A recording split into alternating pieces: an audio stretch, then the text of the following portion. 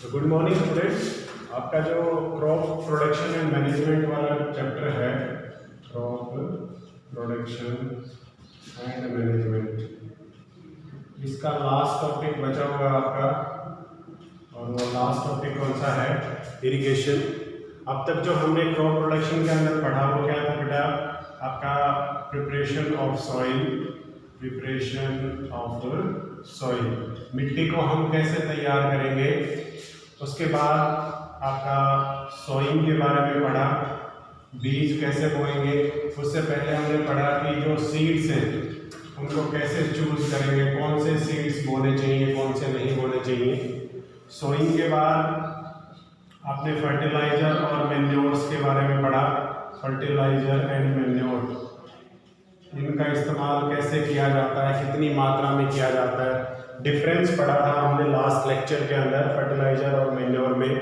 Advantages पढ़े थे manure के ओवर फर्टिलाइजर, कि मैन्योर के क्या एडवांटेजेस हैं फर्टिलाइजर के ऊपर। देखिए मैन्योर जो है वो टोटल आपका कैसा होता है, कार्बोनिक होता है, और ये जनरली आपका फील्ड के अंदर ही प्रिपेयर किया जाता है। इससे फर्टिलिटी कैपेसिटी जो है वो लंबे समय तक बनी रहती है। वाटर होल्डिंग कैपेसिटी मिट्टी की वो बढ़ जाती है आपकी।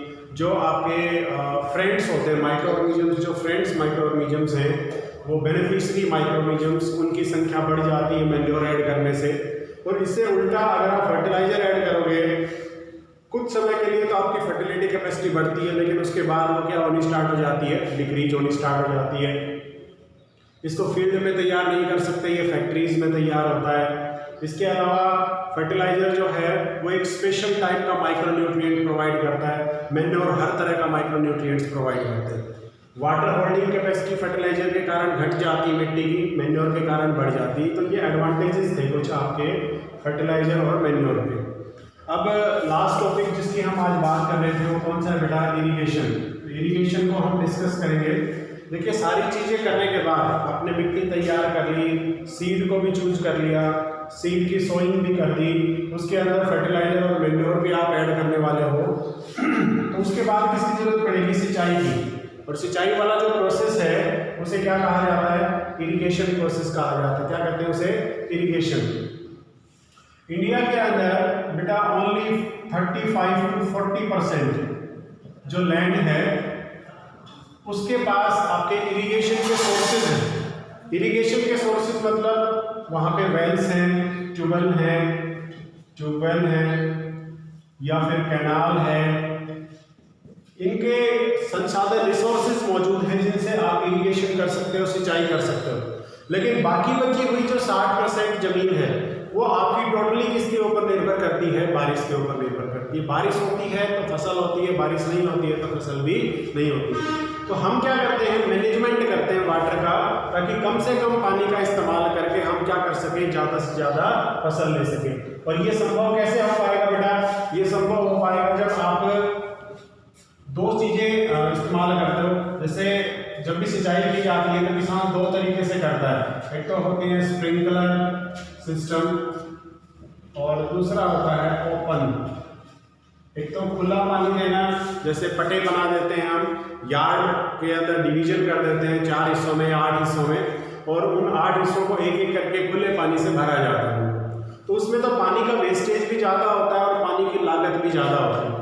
लेकिन अगर आप स्प्रिंकलर सिस्टम अप्लाई करो तो स्प्रिंकलर सिस्टम में क्या होगा? पानी की भी बचत होगी और जितना ज़रूरत है पौधे को पानी की, उतना ही पानी आप उसको प्रोवाइड करोगे। तो उससे क्या होगा? पानी की बचत हो जाएगी, फसल भी आपकी भरपूर हो जाएगी। लेकिन ये टेक्निक भी बहुत पुरानी हो चुकी है। आजकल जो नई टेक्निक्स आई हैं वो नई टेक्निक्स कौन सी है बेटा?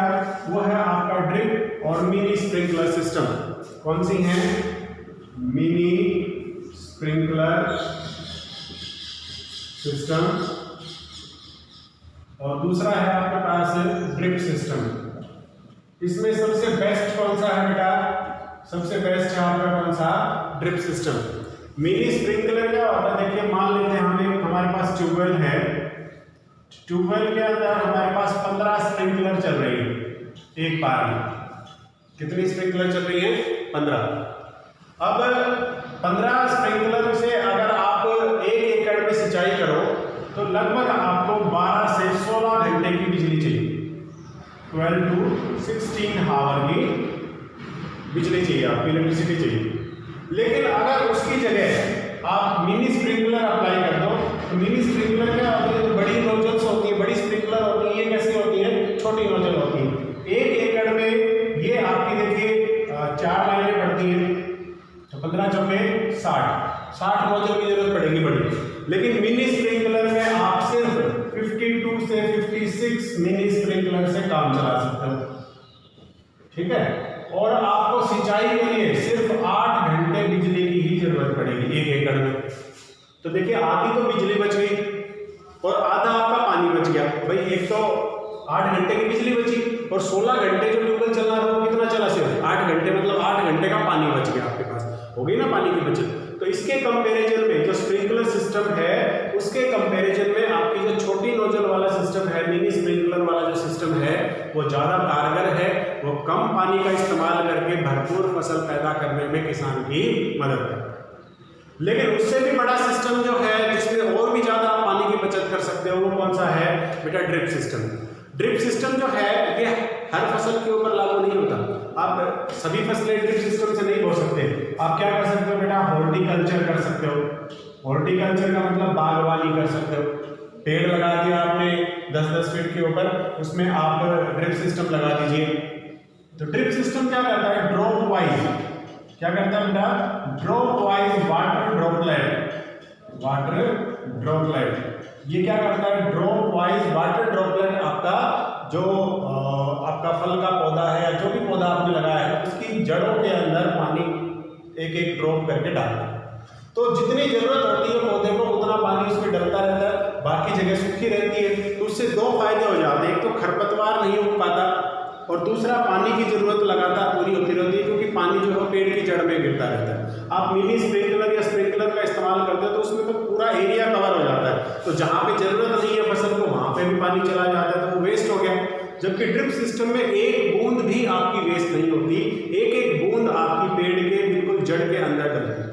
तो उससे क्या होता है, पानी की जरूरत पूरी हो जाती है, कम पानी में आप ज़्यादा से ज़्यादा पैदावार ले सकते हो। और इसके बहुत सारे उदाहरण आपके आसपास मिल जाएंगे। अगर कहीं पे लगा हुआ है ड्रिप सिस्टम तो आप जाके देखिए, खास करके आप जो कॉटन की जो फसल है उसके अंदर देखिए, जिसमें स्प्रिंकलर से आपका कॉटन की फसल बोई हुई है उसका उत्पादन देखिए, और जिसमें ड्रिप सिस्टम से कॉटन की फसल बोई हुई है उसका उत्पादन देखिए, लगभग आपका 1.5 गुना उत्पादन होता है ड्रिप सिस्टम से।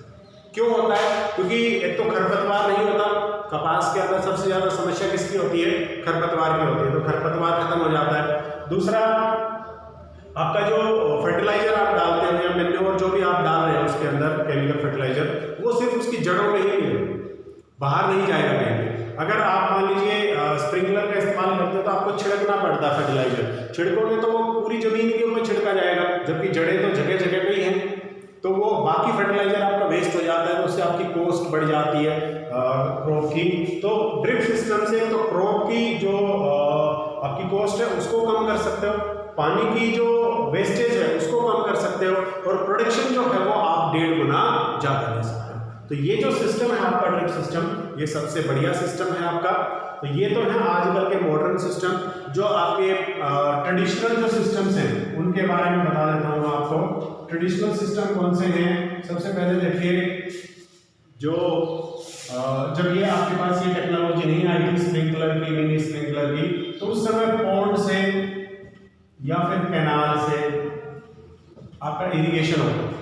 पॉन्ड मतलब कोई झील बन जाती है, जैसे जोड़ बोलते हैं हमारे गांव में, वैसे ही कोई झील होती थी, उस झील से आप खेतों में पानी डालते थे, रहट चला के, जो पुराने ज़माने में रहट हुआ करते थे, बैलों से चलते थे या ऊँटों से चलते थे, उनसे पानी निकाल के पॉन्ड के अंदर से आपका खेतों के अंदर डाला जाता है। एक नाला बना दिया जाता था, जो आपका पॉन्ड है वहाँ से लेके आपकी फील्ड तक, तो जो रहट से पानी गिरता था उस नाले में गिरता था, नाले से बह के आपकी फील्ड के अंदर आ जाता था। ये ट्रेडिशनल मेथड था।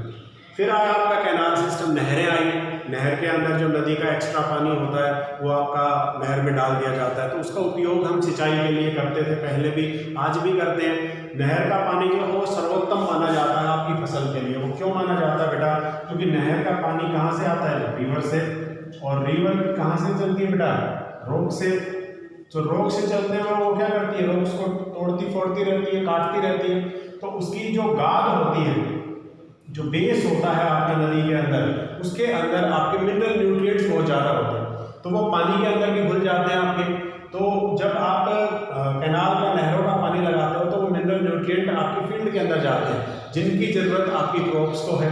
तो जब आपके मिनरल न्यूट्रिएंट पहुंच जाएंगे तो उसके बाद क्या होगा, आपकी जो ज़रूरत है क्रॉप्स की वो पूरी हो जाएगी, उनका कंप्लीट डेवलपमेंट होगा और वो प्रोडक्शन भी क्या करेंगे, ज़्यादा। इसके बाद आपका आया था कौन सा, वेल, कुएं बनाए गए थे, और वेल के बाद कौन सा आया मेरा आजकल, ट्यूबवेल सिस्टम आया। तो वेल जो है वो बहुत पुरानी टेक्नोलॉजी है, वो भी आज से लगभग 50-60 साल, हो सकता है 100 साल पुरानी टेक्नोलॉजी हो। ट्यूबवेल जो है वो अभी 15-20 साल से ही स्टार्ट हुए हैं, जिसमें सिर्फ इतना ही आपका होल किया जाता है मिट्टी के अंदर जितनी ज़रूरत है, 10 इंच का या 8 इंच का। कुआं जो है वो तो पूरा बनाया जाता था, वेल जो है तो उसके अंदर जो है गिरने का खतरा रहता था, रिस्क रहता था। लेकिन ट्यूबवेल के अंदर क्या होता है, आप इतना ही होल करते हो और उसको भी ढक दिया जाता है, तो उसके अंदर कोई गिरने का खतरा नहीं है। और दूसरा, उसको ट्यूबवेल करने में खर्चा भी वेल से कम आता है। वेल को तो देखिए खोदना पड़ेगा कितनी चौड़ाई के अंदर से जब तक आपका पानी ना निकल आए। ट्यूबवेल में सिर्फ उतना ही होल करते हुए चले जाते हैं और मशीन से हो जाता है, तो जल्दी हो जाता है, आपके पैसे भी बचते हैं और उससे आप इरिगेशन भी कर सकते हैं। ठीक है, तो ये ट्यूबवेल और जो वेल हैं ये उन इलाकों के लिए अच्छे हैं जहाँ पे आपका बारिश कम होती है या बारिश सिर्फ एक ही सीजन में होती है। जैसे हमारे इलाके में बारिश सिर्फ बेटा जून से लेके और कब तक होती है आपकी, अगस्त और कुछ इससे सितंबर में मान लेते हैं। ठीक है, उसके बाद कभी कभार ही बारिश होती है। ये जो महीने हैं जून से लेकर सितंबर तक के 4 महीने, इसको हम रेनी सीजन मानते हैं, इसके अंदर बारिश होती है। इसके बाद कभी कभार अचानक हो जाती है। तो जो हम सर्दी की फसल बोते हैं उसके लिए हम बारिश के ऊपर तो निर्भर नहीं रह सकते, क्योंकि अगर बारिश नहीं हुई तो वो फसल चौपट हो जाएगी। तो उस फसल को बनाने के लिए हम किसका इस्तेमाल करते हैं, वेल्स का या फिर ट्यूबवेल्स का, जिसके अंदर हम मोटर डालते हैं और वो मोटर क्या करती है, पानी को बाहर फेंकती है। उस पानी का इस्तेमाल हम हमारी फसलों में सिंचाई करते हैं। ठीक है, ये इरिगेशन प्रोसेस का आपका जो इस्तेमाल किया जाता है जनरली उस इलाके के अंदर जहाँ पे बारिश कम होती है। जहाँ पे बारिश 12 महीने होती है वहाँ पे बेटा सिंचाई वाले सिस्टम्स की ज़रूरत नहीं पड़ती। जैसे आपका जो उत्तर पूर्वी इलाका है, जो 7 सिस्टर है, मेघालय है, त्रिपुरा है, असम, पश्चिम बंगाल, यहाँ पे बारिश होती ही रहती है। तो दक्षिण के इलाकों में भी बारिश होती रहती है आपकी, तो वहाँ पे आपके वेल्स की ज़रूरत नहीं पड़ती। जबकि जो छत्तीसगढ़, मध्य प्रदेश का या उत्तर भारत का इलाका, यहाँ पे वेल्स की ज़रूरत पड़ती है, यहाँ पे आपको सिंचाई के साधनों की आवश्यकता पड़ती है। ठीक है, ये आपका मेरे ख्याल से चैप्टर खत्म होता है। सोर्स मैंने आपको बता दिए जितने भी थे। उसके बाद अगला टॉपिक जो आता है इसके अंदर वो आता है प्रोटेक्शन फ्रॉम वीड्स। कौन सा आता है, प्रोटेक्शन फ्रॉम वीड्स। देखिए प्रोटेक्शन कैसे करेंगे वीड से। वीड का क्या मतलब होता है बेटा, प्रोटेक्शन फ्रॉम वीड। वीड क्या होता है, खरपतवार। खरपतवार क्या होता है, खरपतवार। खरपतवार किसे कहते हैं बेटा, वीड्स कहा जाता है unwanted plants that are grown with crop plant. Unwanted plants that are grown with crop plant, उसे क्या कहा जाता है, वीड कहा जाता है। खरपतवार जो आपकी फसल के पौधों के साथ दूसरे पौधे उगाते हैं, अवांछित, हमें जरूरत नहीं है उनकी, अवांछित इसीलिए कहते हैं। तो उन पौधों को क्या कहा जाता है बेटा, वीड्स। तो खरपतवार को हम कैसे अलग कर सकते हैं बेटा, निराई गुड़ाई करके। आपके जो छोटे छोटे औजार आते हैं कृषि के, जिनसे हम क्या करते हैं, निराई गुड़ाई करते हैं, तो उनसे आप खरपतवार निकाल सकते हो। और दूसरा तरीका जो है आपका खरपतवार निकालने का, वो क्या है आपका, हर्बिसाइड्स का इस्तेमाल करना। किसका इस्तेमाल करना बेटा, हर्बिसाइड्स का इस्तेमाल करना। हर्बिसाइड्स क्या होते हैं, खरपतवार नाशी। ठीक है, ये केमिकल से बने हुए होते हैं और इनका छिड़काव जब फसल के अंदर किया जाता है तो फसल के पौधे को छोड़ के बाकी जितने भी पौधे उगे हुए हैं आपकी फसल के अंदर, वो सभी के सभी आपके हर्बिसाइड्स के द्वारा क्या कर दिए जाते हैं, किल कर दिए जाते हैं, मार दिए जाते हैं। ठीक है, तो खरपतवार अगर कम होगा तो जमीन के अंदर जो भी मिनरल न्यूट्रिएंट है उन सभी का इस्तेमाल कौन करेगा, फसल के पौधे ही करेंगे, क्रॉप भी करेंगे। और क्रॉप जब मिनरल्स का इस्तेमाल करेंगे प्रोडक्शन भी ज़्यादा हो। ठीक है, तो ये आपका हर्बिसाइड्स था जो क्या करता है, वीड्स जो भी आपके मौजूद रहते हैं उनको किल कर देता है। इस प्रकार हम हमारी फसल को वीड से क्या कर सकते हैं, प्रोटेक्ट कर सकते हैं। ठीक है, तो आज के लिए आप इतना ही पढ़ लीजिए, बाकी बचा हुआ हम कल करते हैं। Thank you.